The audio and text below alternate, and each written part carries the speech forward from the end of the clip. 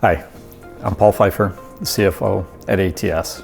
Hard to believe we're already halfway through 2024, but I'm back to talk to you about this current state of the truckload transportation market. So when we last talked back in January of 2024, I had 4 key takeaways. One is that the US economy would start to slow, and my base case was we'd enter into a recession starting about the midpoint of 2024. Second was that capacity, truck capacity specifically, would continue to exit the industry. 3 is that carriers would not be able to take any more reduction in rates given the high inflation on their operating costs. And then last, the net result of those top 3 being that rates would finally come off the bottom and start to edge up ever so slightly beginning in about Q3 of 2024. Well, I'm probably more right than wrong on some of those predictions, but let's get into it right away with going to the 4 basics of demand, supply,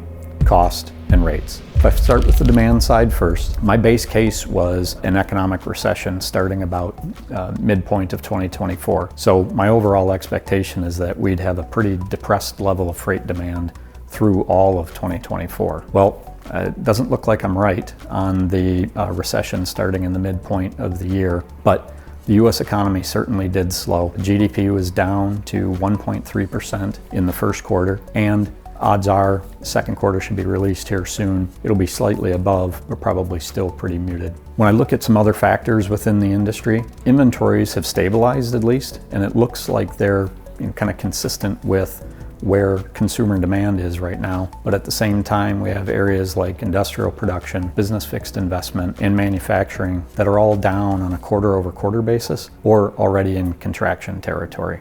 Other areas, we look at the freight tonnage. One of the measurements that we use in the industry is the ATA has a for-hire truck tonnage metric that measures the contract freight that moves throughout the US. On a year-over-year basis, that index is down 13 of the last 15 months, and the last few months are on fairly easy comps. So at the end of the day, my expectation for freight demand is that it's going to stay depressed throughout the rest of 2024 and likely into the first half of 2025. So if we go to the second area on capacity, capacity is exiting the market, truck capacity specifically. Now, there's no great single metric in our industry because we're so fragmented on the ownership of trucks, but I look at things like load board activity, DOT authorities and revocations, trucking bankruptcies, brokerage bankruptcies, and I also look to the public companies that report things like active truck count and the number of broker carrier counts that they have in their portfolio. The capacity in terms of active trucks and total broker carriers are down on a double-digit percentage basis year over year. As a matter of fact, I think they're down so far to the point where the supply of trucks in the market is about equal to the low level of freight demand that we have. So now I'm going to go to the third piece on the cost side. And this, by far, is the most challenging. And it will not be a shock to any of the individual drivers out there who live this unfortunate event on an everyday basis. The ATRI, which is the American Transportation Research Institute, recently published a study that showed that the cost to operate a truck is at a new high. From 2020 to now, the cost to operate a truck has gone up between 37 and 38%. And if you're an individual driver or a small fleet, it's likely even higher than that, because those individuals do not have the purchasing leverage on things like fuel and tires and trucks and insurance that others might.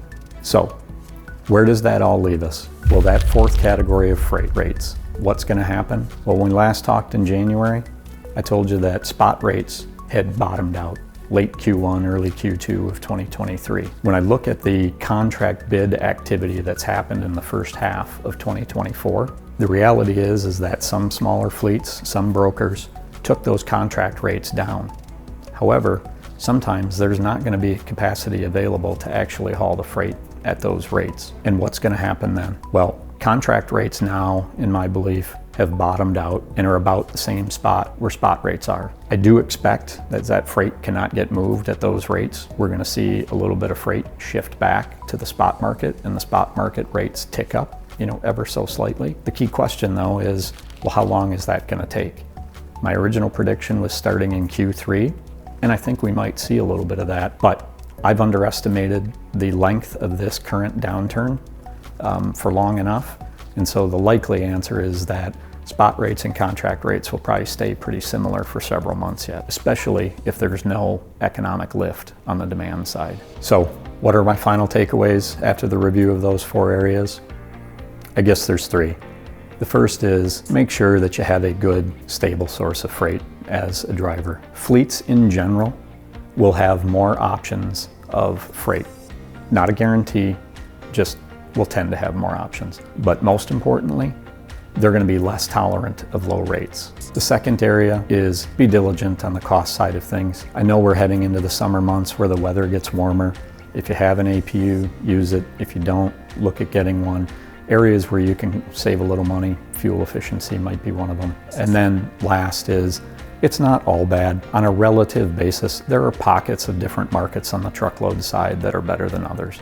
We know that the van world is really highly competitive, again, just because of the number of truck owners. But the open deck side does remain a little bit more stable, again, from a relative standpoint. It's not great, but pricing's a little higher and a little bit more stable. I know this has been a quick review, but again, I hope that it helps. Be safe as you ride out the rest of 2024. Thank you.